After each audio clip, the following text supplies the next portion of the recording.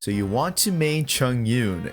Cool. So do you like ice? Do you like light blue? Do you like exorcism? Do you like popsicles? Do you like this man's clean clothes? Then Chongyun, the banisher of evil, is for you. I avoid Xinyan's performances like the plague. That heated atmosphere. Even if you don't intend to get involved, it's still... Let's just say that it gets me all hot and bothered.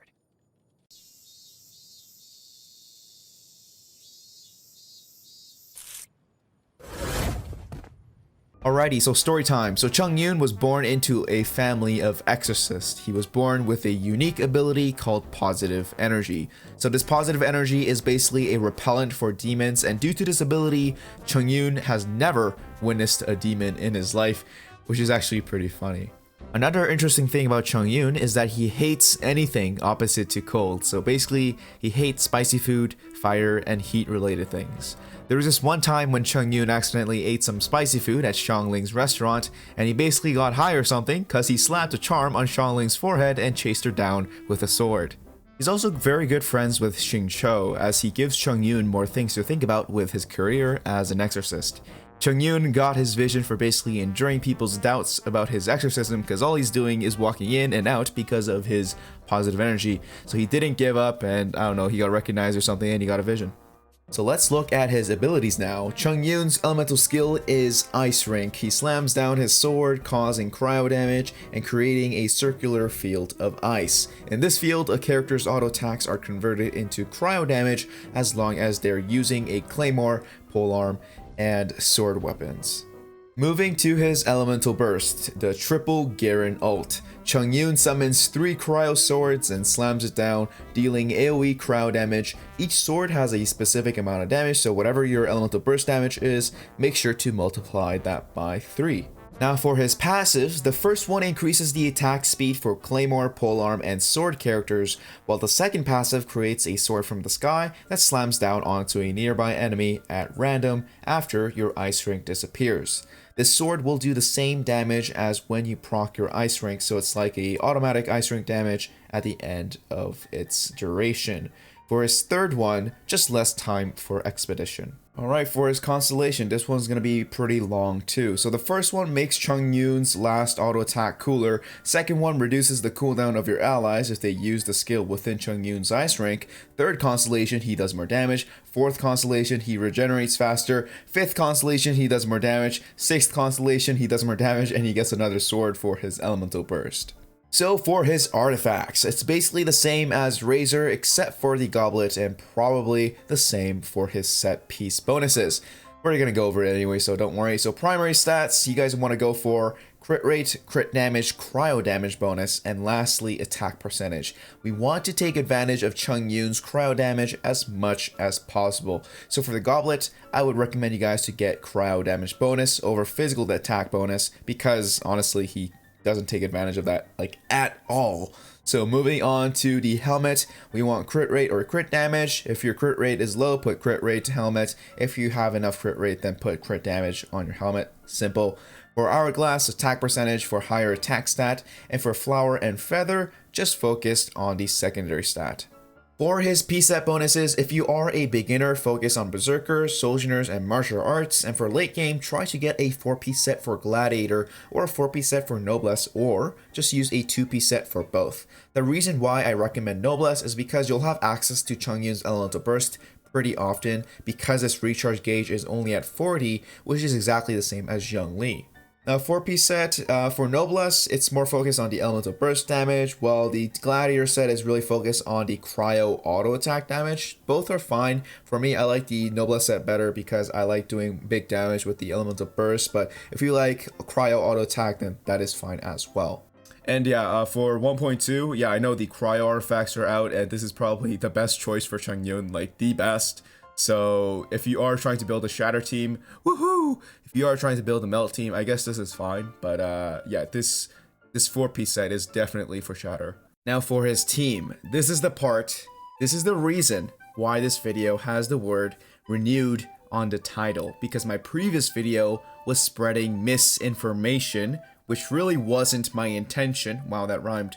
But since it was, I decided to unlist that video and just re-upload a new one. So there are 3 misinformation about my previous video. So 1, I said freeze shatter teams for Chongyun was inconsistent, which was incorrect. I also said that the multiplier on melt was higher than shatter, which was incorrect. I also said shatter was absolutely useless for Chongyun's kit, which was absolutely incorrect. So with all my heart, I apologize. I was definitely being biased with melt, so I'll make sure to never ever make a biased opinion when it comes to elemental reactions ever again. I'll leave that up to you. So let's talk about the reactions now. So starting with freeze reactions, Chongyun's E was basically made for this, constantly to freeze your enemies while dealing high cryo damage with your auto attacks, while also dealing bonus damage on top of that cryo damage with shatter. Now the issue with shatter for Chongyun is that his freeze team is way more consistent if you have Xingqiu.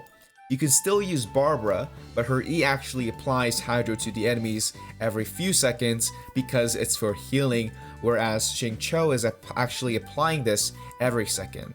So the consistency with the Hydro can be an issue if you are trying to create a Shatter DPS combination, because from my knowledge, Xingqiu and Barbara are the only ones who can apply constant Hydro wherever Chongyun attacks. But it's still a very good option for Chongyun because even with Barbara, the damage is still consistent. Moving on to Melt. So the thing about Melt is since the reaction is relying on elemental damage while Shatter is relying on the normal damage from Shatter, it's easier for you to nuke your enemies with Pyro and Anemo, notably Bennett and Sucrose or any other Anemo units with the 4-piece Anemo set.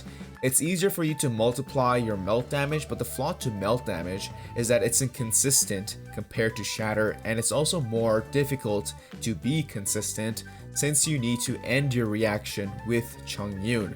Whereas Shatter, all you have to do is freeze them, and shatter damage is always going to be based on the one who's shattering. Nevertheless, nuke melt damage with Chongyun is still a great option if you don't have Xingqiu.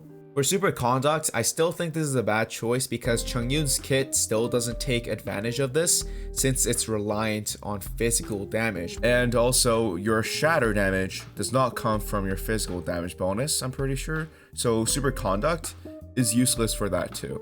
So honestly, I wouldn't recommend using this at all. Alrighty, so for weapons, energy recharge weapons are pretty good for him since it allows you to spam abilities, but for a free to play, like I said previously on my Razor video, the prototype Animus is an amazing weapon for any Claymore unit, maybe except for Noelle.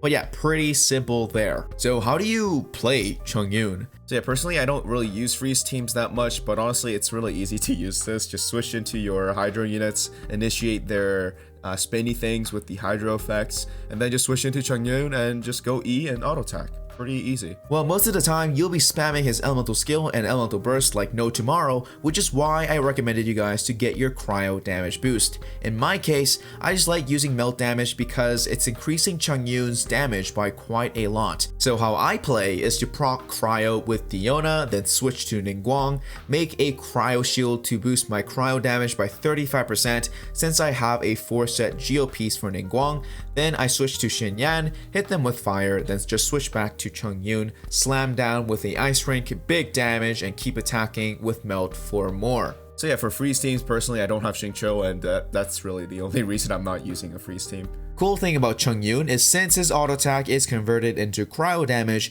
he completely ignores the enemy's physical resistance. So like Roaring Guards, they're pretty much cucked. But I guess his greatest weakness is his own elemental enemies, because they're usually, they're always immune to him. So that's also why I recommend you guys to use a Pyro unit in his team so you guys can get past that weakness.